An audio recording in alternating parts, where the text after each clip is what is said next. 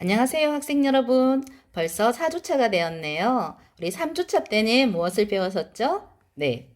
활력 징후 중에서도 체온 맥박을 배웠었습니다. 지금 코로나19로 인해서 곳곳에 가면 이제 체온을 재죠. 네. 체온을 잴 때 혹시 이 활력 징후 생각이 나던가요? 네, 일상에서 한번 경험해 보면서 또 공부했던 거 떠올리시면 좀 더 몸에 익숙해지지 않을까 생각해 봅니다. 그러면 4주차 수업을 시작하도록 하겠습니다. 교재와 필기도구를 준비하세요. 4주차 활력 징후입니다. 그리고 이번 주차에서는 RBP, SpO2, 그래서 호흡, 혈압, 산소 포화도 측정 이 세 가지에 대해서 수업을 하겠습니다. 그림에 보이는 건 뭘까요?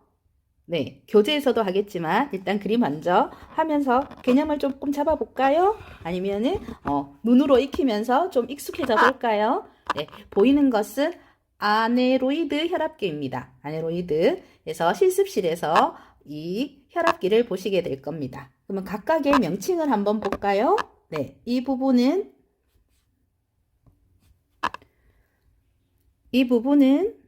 네, 이름이 커프.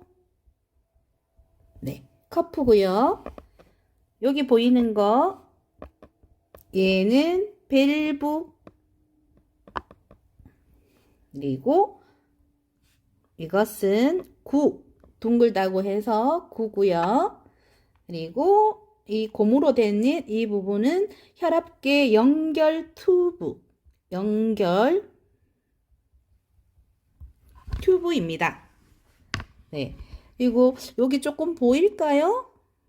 네. 여기 보면은 조금 모양이 다르죠? 네. 이쪽 부위는 뭐가 들어가냐 하면은 고무가 있어요. 그래서 고무 주머니가 지금 여기 나오는 연결 튜브로 되어 있는 이 부분이 고무 주머니거든요. 네. 고무 주머니.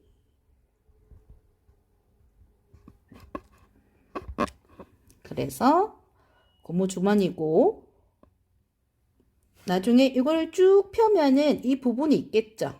이 고무 이 주머니에 폭이 있어요. 그게 고무 주머니 폭이 될 겁니다. 그래서 교재에서 조금 더 이 부분을 다뤄줄게요. 눈으로 익히셨나요? 네. 요즘에는 수은 혈압계는 잘 안 쓰고요. 아네로이드 혈압계에 대한 그림이었고요. 다음 그림은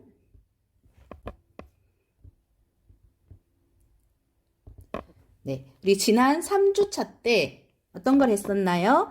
네, 심장 한번 보여주면서 그림을 그렸었죠. 그래서 우리 병태의 생리를 조금 다루기는 했었는데요.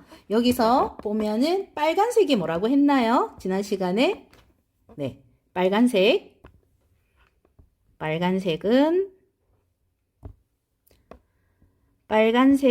동맥, 파란색은 네, 정맥이라고 얘기를 했습니다. 그리고 오늘 배울 부분에 있어서는 여기 상완동맥 있는 여기 보이시죠? 상완동맥 여기에다가 이제 혈압기를 감아서 네, 청진기를 여기다가 댈 거예요. 그렇게 해서 혈압 측정하는 거 배우실 겁니다. 그리고 그림에서 또 뭐가 보이나요? 네, 심장이 보이죠?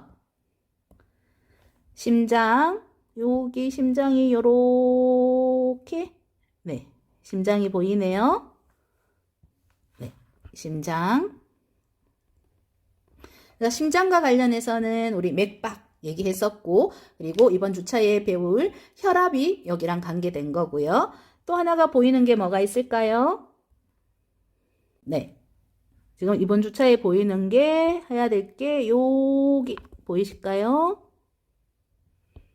네, 이 녹색으로 보이는 부분이 네, 폐가 되겠습니다. 네.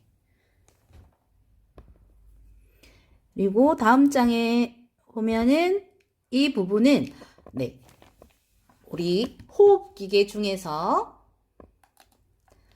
상부기도, 하부기도에 대한 그림이에요. 얘는 상부기도. 상부기도는 뭐와 뭘로 되어 있죠? 네, 코안, 그리고 부비동, 그리고 인두, 후두에 해당되는 부분입니다. 코안, 인두, 후두, 네, 이것도. 그리고 코 안에 여기는 부비동이 있어요. 네, 공기로 차 있는 부비동. 그래서 이 녹색으로 해당되는 부분은 상부기도에 해당되는 부분이고요. 그리고 빨간색 보이나요? 빨간색 부분이 하부기도입니다. 하부기도. 하부기도가 되고, 하부기도는 기관, 허파가 속해 있는 부분입니다. 그래서 기관, 트라케아, 그리고 허파, 렁. 네. 그래서 이 부분, 이 해부학적인 거를 일단은 알고 우리 호흡에 들어가야 되겠죠? 네. 그리고 다음 사진 보겠습니다.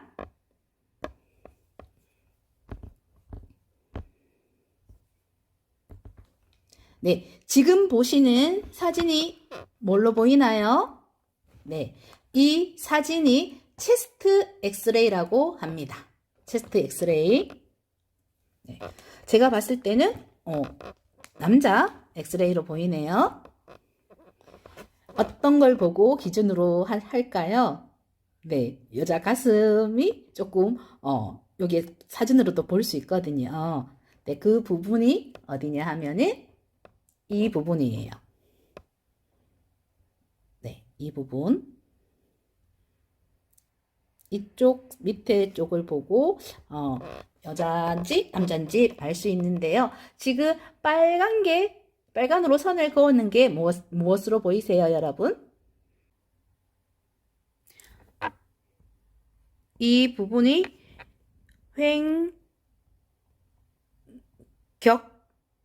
횡격막입니다.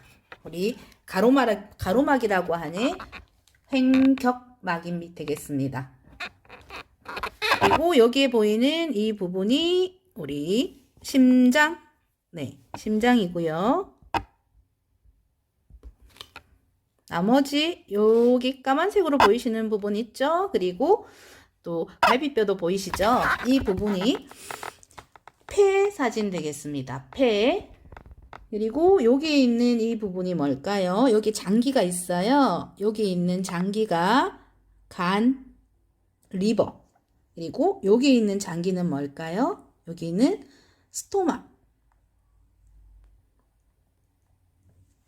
네, 위가 되겠습니다. 그래서 여기 위에는 위 펀더스, 위 저부가 여기가 공기로 조금 보이는 부분. 색깔이 조금 달라요. 그래서 공기고요.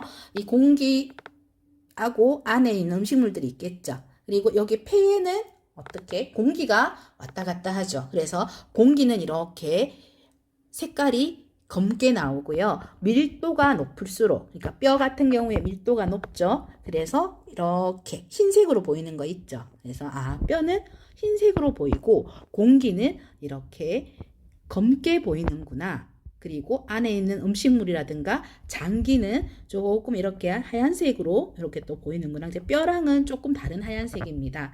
그렇게 해서 체스트 엑스레이 보면서 여기에 혹시나 뭔가가 검게 보여야 되는데 뭔가 하얀색이 좀 보인다 하면 렁CA가 아닌지 캔사로 안에 있는 육종이 보이면 여기 색깔이 달라서 바로 CT라든가 펫CT 찍읍시다 이렇게 나가는 부분이 단순한 체스트 엑스레이를 보고도 알 수가 있거든요.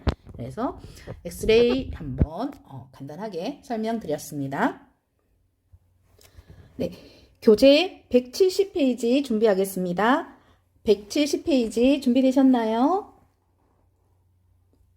네, 호흡 시작하도록 할게요. 호흡에 보시면 형광등 검은 부분 같이 따라오겠습니다. 호흡, 레스피레이션은 숨쉬는 활동이다. 들숨, 우리 inhalation, inspiration이라고 하는 이 들숨, 들이마시는 거예요. 그래서 흡기라고 합니다. 이 흡기는 폐 속으로 공기를 받아들이는 과정이며 날숨, 내쉬는 거, 호기, exhalation, expiration이라고 하는 이 날숨에서는 폐에서 대기 중으로 공기를 내보내는 것이다. 그리고 혹은 숨을 내쉬는 것을 말한다. 그래서 환기, 벤틸레이션이라는 것은 폐의 안팎으로 공기가 들어갔다 나갔다 하는 거예요. 그래서 이런 흡기 대 호기는 들이마시고 나가는 거는 보통 들이마시세요, 들이마시고 후 내쉬세요 할 때 이 내쉬는 게 이제 2배 정도가 되거든요. 그래서 들이마시고 내쉬는 게 이 비율이 1대 1.5 또는 1대 2 정도의 비율로 일반인들이 흡기와 호기를 하고 있습니다. 그러면 이 부분을 그림으로 한번 볼게요. 그림으로 보시면 흡기 시 흉곽의 모양이 어때요? 여기서 봐야 되는 것은 가로막, 횡격막이라고 하는 이 부분을 보겠습니다. 이 부분, 점선 있는 거 보이시죠? 이 점선이 어떻게 되나요? 공기를 들이마시면 수축이 일어납니다. 그래서 이 부분이 이렇게 된 거 보이나요? 네, 모양이 이렇게 되었어요. 그렇게 되면서 복장뼈 흉골은 바깥쪽으로, 그래서 여기에 우리 이 부분 있죠? 네, 복장뼈가 이 바깥쪽으로 앞쪽으로 나온다는 거죠. 앞쪽으로 해서 바깥쪽으로 나오고 횡격막은 수축하면서 아까 이렇게 모양이 수축되어 있는 모양. 여기는 앞쪽으로 나오고 네. 그리고 갈비뼈는 위쪽 바깥쪽으로 갈비뼈는 위쪽 바깥쪽으로 이렇게 흉곽이 커지는 모양을 나타냅니다. 그러면 공간이 어떻게 되나요? 공간이 이렇게 넓어진 거예요. 이만큼이 된 거예요. 다시 설명하겠습니다. 횡격막은 수축되어서 이렇게 모양이 되고요. 그리고 복장뼈는 바깥쪽으로, 가슴 앞쪽으로 나오고, 그리고 갈비뼈는 위쪽 바깥쪽으로 가면서 이 공기가 많이 들어오게 됩니다. 그래서 흡기 시에는 가슴 안쪽으로 공간이 확장되는 거고요. 반대 방향을 볼게요. 반대. 이제 호기 시에는 어떻게 되는지. 호기 시에는 여기 보면은 횡격막이 이완된다고 했어요. 그래서 이 점선이 어떻게 되냐 하면은 이렇게 이완되면서 여기가 조금 느슨하게 되는 거예요. 그리고 위에 흡기랑 이제 대칭해서 보시면 복장뼈는 안쪽, 그래서 이 복장뼈는 안쪽으로, 몸 안쪽으로 들어가고요. 그리고 여기 갈비뼈는 아래, 안쪽으로 움직인다. 그래서 갈비뼈는 아래, 안쪽으로 움직이게 됩니다. 그러면 결과적으로 이 스페이스, 공간이 어떻게 되나요? 요만큼 밖에 없어요. 요만큼. 그래서 흡기 때랑 호기 때랑 이 공간 차이가 나는 게 보이나요? 요만큼. 볼게요. 요만큼. 여기는 이만큼. 그래서 흡기 시에는 가슴 안 공간이 확장이 되고 이완 시에는 가슴 공간이 축소가 됩니다. 이렇게 해서 흡기, 호기 때 숨을 들이쉬고 숨을 내쉬면서 이제 이 공간으로 하는 거고, 우리 간호에서는 이렇게 공간이 커지려고 하면 어떻게 돼요? 이 횡격막이 이렇게 수축을 해야 되겠죠. 그래서 숨쉬기 호흡 곤란에 있는 사람들은 시팅 포지션, 자위나 반자위, 팔로 체위를 취하게 되는 것입니다. 네, 그래서 들숨, 흡기라고 할 때는 공기가 들어옴과 동시에 횡격막 아래 복부가 증가가 이루어지고요. 그래서 눌려지면서 배가 볼록하게 나오게 됩니다. 그리고 숨을 내쉴 때는 횡격막이 이완되면서 폐에서 공기가 나가게 되고 복부 장기도 압박이 덜해져서 원래 상태로 배가 들어가게 됩니다. 이것을 횡격막 호흡 또는 복식 호흡이라고 하고요. 그리고 호흡 관련해서 근육, 머슬이 있어요. 그래서 목, 빗근, 그리고 바깥 갈비뼈에 붙어 있는 이제 근육이 있습니다. 그래서 이런 호흡 관련 근육이 약해지면 숨 쉬는 동작이 잘 안 되는 거예요. 그래서 얕고 짧은 호흡을 하게 되고, 그리고 산소 공급도 부족하게 되고, 그래서 호흡 곤란이 일어나고요. 그리고 숙면도 방해를 받게 됩니다. 교재, 지금 설명했는 것을 이해를 하면서 교재를 볼게요. 그래서 흉식 호흡에는 바깥 갈비 사이 외늑강 근육과 목비근, 흉쇄 유돌근과 같은 호흡 부속 근육들이 관여된다. 그래서 목비근은 우리 인체 구조와 기능에서도 배웠겠지만 이렇게 오른쪽으로 고개를 여러분 오른쪽으로 한번 돌려볼까요? 고개를 완전 확 돌려보면 왼쪽으로 이렇게 손을 대서 만져보세요. 들어가 있는 부분. 여기가 목비근이거든요. 그래서 여기 클라비클, 쇄골 위쪽으로부터 시작을 해서 목에서 아래쪽으로 내려가는 여기에 만져지는 이 근육, 이것이 목비근입니다. 그래서 이 목비근과 그리고 바깥갈비 사이 이 근육과 같은 호흡 부속 근육들이 이제 이 흉식 호흡에는 관여를 하는데요. 그래서 우리가 호흡에는 두 종류가 있잖아요. 흉식 호흡과 복식 호흡. 복식 호흡이 있는데 신생아들은 태어나면서 보통 아이들은 이런 복식 호흡을 하게 되고요. 성인들은 이 흉식 호흡과 복식 호흡을 조금씩 흉식 호흡을 많이 해요. 그래서 호흡 부속 근육들이 관여하고 흉식 호흡 시에는 가슴이 상위측으로 움직이는 것이다. 그리고 복식 호흡은 가로막 수축, 그림에서 봤던 이 가로막 수축 그리고 이완으로 이루어지며 가로막이 수축되어 아래쪽으로 움직이면 복부 움직임이 관찰된다. 그래서 우리가 활력 징후를 잴 때 이제 이 호흡을 보게 될 거잖아요. 그래서 환자가 이제 슈파인 포지션이라고 해서 이렇게 평평하게 침대에서 천장을 보고 누워 있는 자세에서 환자는 임의적으로 이 호흡을 조절할 수가 있어요. 그렇게 오르내리거나 아니면 배가 오르내리는 것을 보고 호흡을 측정하게 됩니다. 네, 그림에 대한 설명이었고요. 그리고 이제 호흡 기전을 한번 볼까요? 171페이지 왼쪽 단락입니다. 호흡 기전과 조절. 그래서 들숨 동안에 들이마시는 흡기 동안에 이제 일어난다. 그래서 가로막이 수축되어 팽창해지고 갈비뼈 상해측 방향으로 움직이고 복장뼈 바깥쪽으로 움직여 흉곽이 확장되면 폐가 확장된다. 이것이 아까 그림 보면서 설명했던 부분이에요. 그리고 날숨, 내쉴 때, 호기 때에는 가로막이 이완되고 갈비뼈가 아래쪽으로 그리고 안쪽으로 움직여서 복장뼈가 안쪽으로 움직이면서 흉곽이 좁아지고 폐가 눌리게 된다. 네, 이해가 가시겠죠? 들숨 동안에는 이 폐가 이렇게 있었던 이 폐가 조금 컸었고 이 날숨 때는 이 횡격막 가로막이 이완이 되면서 이 사이 이 공간이 작아졌죠. 여기는 컸었고 여기는 작아졌던 이 위에 있던 이 부분입니다. 여기는 컸고 여기는 공간이 작아졌다. 네, 그림을 잘 기억하시면서 이제 그림으로 이해를 하시면 되겠습니다. 그래서 정상 호흡은 자동적으로 힘들이지 않고 일어나고요. 정상 성인의 호흡 지속 기간은 1에서 1.5초. 그리고 호기는 2에서 3초. 그래서 1대 1.5 또는 1대 2라고 얘기했던 그 부분 앞에서 얘기를 했었죠. 여기에 1대 1.5, 1대 2의 이런 비율을 보인다는 겁니다. 그래서 그 설명이었고요. 이 호흡은 뇌의 연수 그리고 뇌교에 있는 호흡 중추가 이제 그 기전에서 관여를 하고요. 두 번째는 연수에 있는 얘는 화학 수용체예요.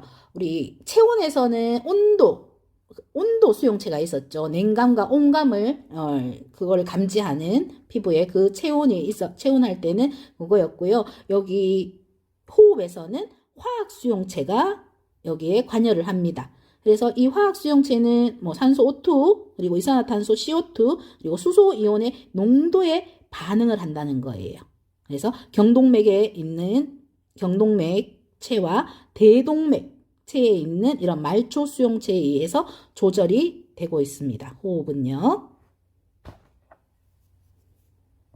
그래서 설명했듯이 이 호흡을 측정할 때는 운동이나 활동이 호흡수와 깊이를 증가시키므로 호흡은 휴식 상태에서 측정해 줘야 합니다.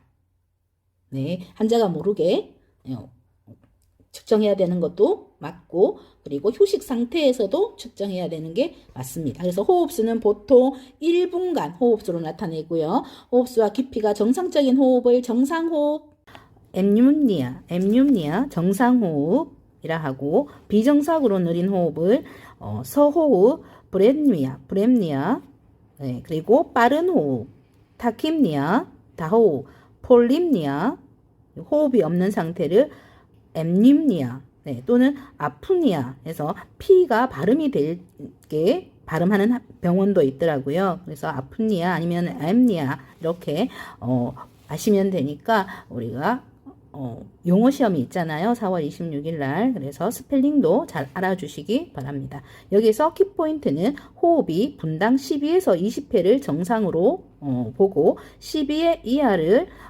소호흡이라고 보고 20회 이상을 네. 그리고 빠른 호흡, 빈호흡이라고 아는 것이 중요합니다. 그래서 항상 정상을 먼저 알아야 되겠죠? 질문할게요. 정상은 분당 몇 회일까요? 호흡수가요? 네, 맞습니다. 12에서 20회.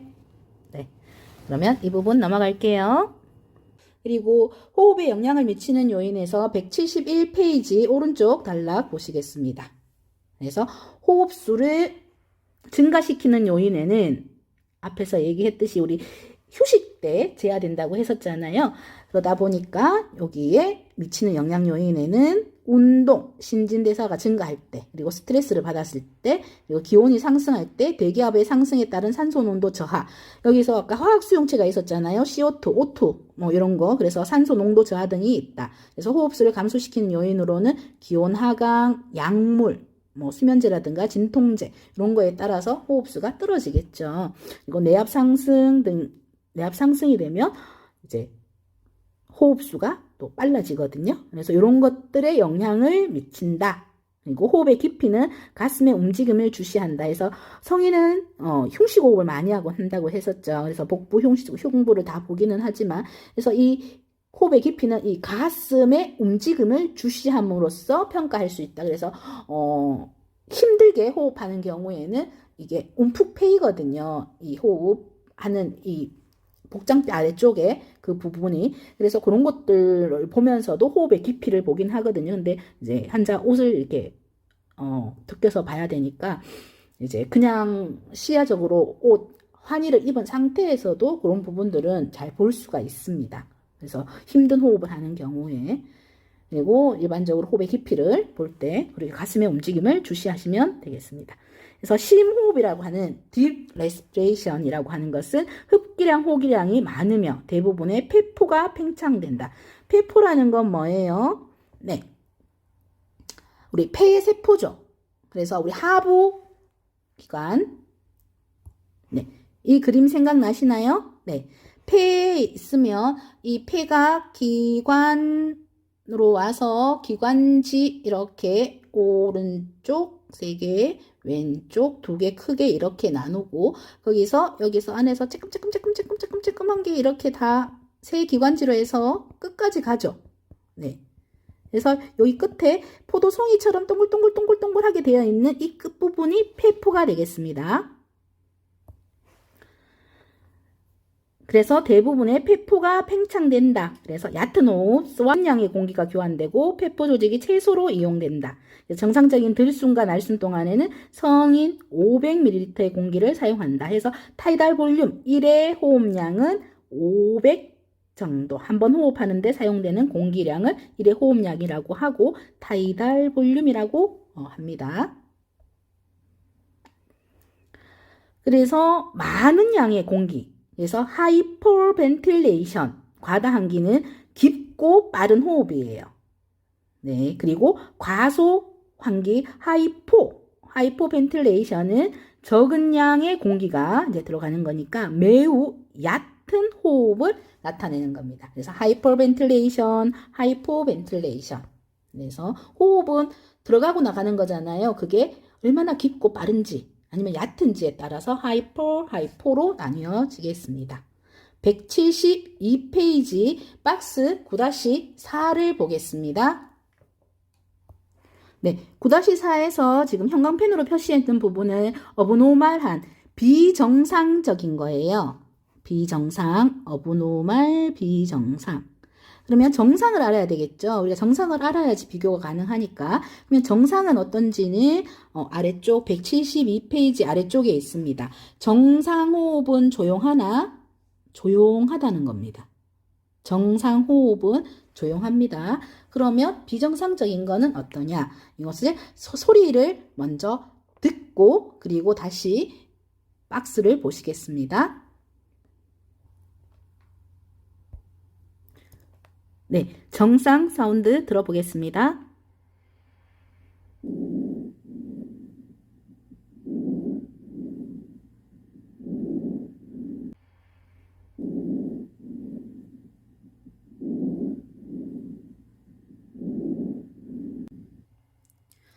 협착음, 스트리돌, long 사운드, 스트리돌, long 사운드, 협착음 소리 들어볼게요.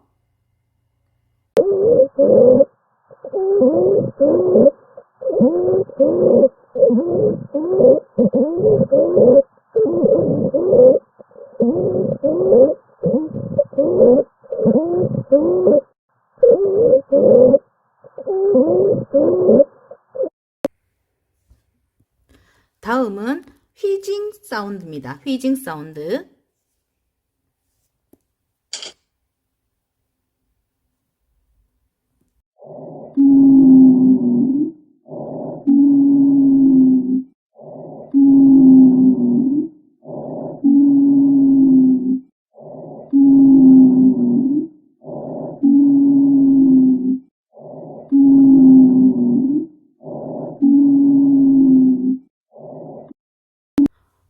이 휘징 사운드는 주로 호기, 때로는 흡기에 좁아지거나 부분적으로 폐쇄된 기도를 통해 공기가 이동할 때 들리는 지속적인 높은 음조의 휘파람 소리 같은 호흡음입니다.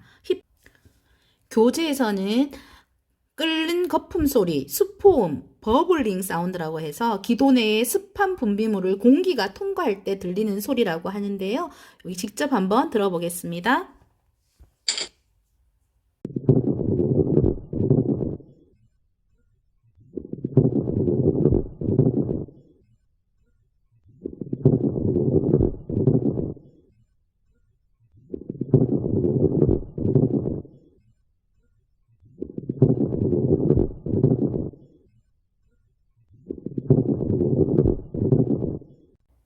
네, 교재로 돌아와서 172페이지 박스 9-4 앞에서 소리 들어보셨죠? 네, 이해 안 되시는 분들은 그 부분을 다시 한번 소리를 들으면서 익히셔야 돼요. 그리고 이 소리는 우리가 청진기로 해서 확인을 하는 겁니다. 그래서 오른쪽 폐, 왼쪽 폐 이 번갈아 가면서 대칭적인지도 보거든요. 그래서 협착음은 소리 들었듯이 후도 협착 시에 날카롭게 들리는 소리였고, 그리고 천명은 휘짐 사운드는 호기 때 막 빽빽 소리 같은 게 들리죠. 네, 그리고 우리 끓는 거품 소리, 버블링인데 여기서는 크래클 사운드라고 해서 나왔습니다. 그래서 이 공기를 통과하는데 뭔가가 거품이 막 버글버글 했어요. 그 사이로 좁아진 사이로 우리가 공기가 드나들 때 나는 소리거든요. 네, 이렇게 보시면 됩니다. 그래서 이 수포원 같은 경우에는 우리가 찍찍이 뗐을 때 막 소리, 그런 소리라도 좀 비슷하게 들렸습니다. 그래서 호흡음도 그렇지만 제가 정상음을 들려주고 그리고 비정상적인 걸 들려줬잖아요. 비정상적인 것도 정말 많지만 우리 여기 책에서 나왔는 건 3가지 이 정도만 일단 소리를 기억해 주면 되고요. 그리고 이제 연결해서 우리 코르트 코프 사운드를 이제 들으실 거예요. 여러분들이 혈압을 잴 때 3가지를 할 수 있어야 돼요. 손으로는 아까 얘기했던 밸브를 열을 수 있어야 되고요. 그리고 눈으로는 앞에서 왜 아네로이드 혈압계에서 숫자가 보였던 거 있잖아요. 그 숫자를 보셔야 되고, 그리고 청진기로는 이 코르트 코프 사운드를 들어야 됩니다. 그래서 세 개의 감각을 동시에 하는 멀티플이 되어야 돼요. 그래서 혈압 재는 거는 많은 연습이 필요합니다. 그래서 기본 간호학 실습 때 연습을 하겠지만 이 코르트 코프 사운드가 어떻게 들리는지 영상에서 확인하겠습니다. 지치죠? 네. 지금은 물 마실 시간입니다. 물 마시고 화장실 다녀오세요.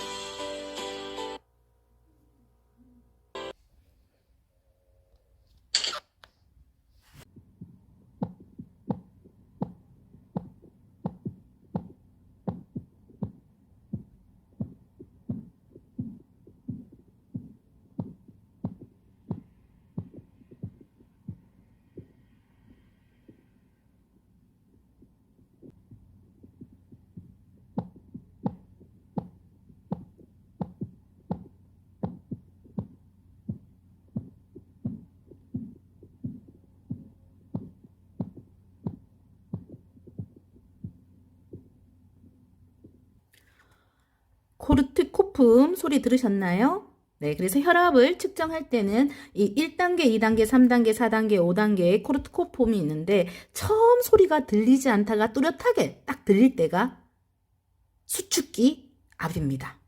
네, 120에 80이라고 했을 때 120에서 딱 소리가 나는 거고요. 제일 마지막 5단계에서 마지막 소리가 들리고 소리가 없어지는 지점.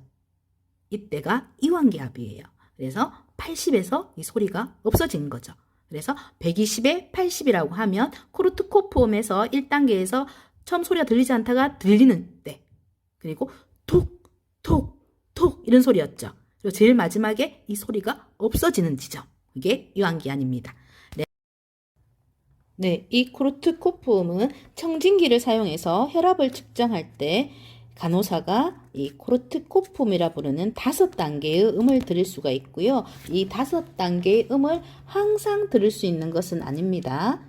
그래서 수축기압은 네, 첫 번째 톡톡 치는 소리가 들리는 지점, 그리고 성인기의 이완기압은 소리가 들리지 않게 되는 지점입니다. 그래서 커프에 공기가 없어도 약한 소리가 계속 들리는 경우 이 단계가 0으로 기록될 수도 있습니다. 그래서 이완기압은 코르트 코프 4단계와 5단계를 모두 기록하면 정확하고, 그런데 우리는 주로 이제 처음 들리는 시점을 수축기압, 그리고 마지막 소리가 들리는 지점의 눈금을 이완기압으로 했습니다. 그래서 수축기, 이완기, 1단계, 5단계, 코르트 코프 사운드에서 1단계, 5단계를 지금 기록하고 있고요. 촉진법은 코르트 코프음을 들을 수 없을 때, 소리를 증폭할 수 있는 전자장비를 사용할 수 없을 때, 청진상 괴리로 인한 실수를 예방하기 위해서 촉진법으로 하기도 합니다. 이거는 뭐냐 하면 청진기를 귀에 대지 않고 단순히 우리 손가락 이용하는, 우리 펄스 맥박 짚었던 거 있죠. 그래서 맥박 짚었던 이 촉진법으로만 합니다. 근데 이것을 응급실에서 볼 수 있을 거예요. 응급실에서는 상황이 이제 좀 안 좋은 상황, 막 과다출혈로 이랬을 때는 거의 혈압이 낮아요. 뭐 60에 40, 70에 50 정도 나타나거든요. 60에 40, 70에 50 정도 이렇게 낮게 나타날 때는 일단 청진기로는 들리지가 않습니다. 그럴 경우에 이 촉진법을 임상에서 사용하기도 합니다. 그래서 혹시 병원 가시면 이 간호사가 청진기를 대고 듣나? 아니면 촉진법을 이용하고 있나? 왜 촉진법을 지금 이용하지? 저 상황에서? 이런 것도 자세히 관찰하면 또 하나 업그레이드가 되지 않을까요? 네. 그래서 코르트 코프 사운드 설명드렸습니다.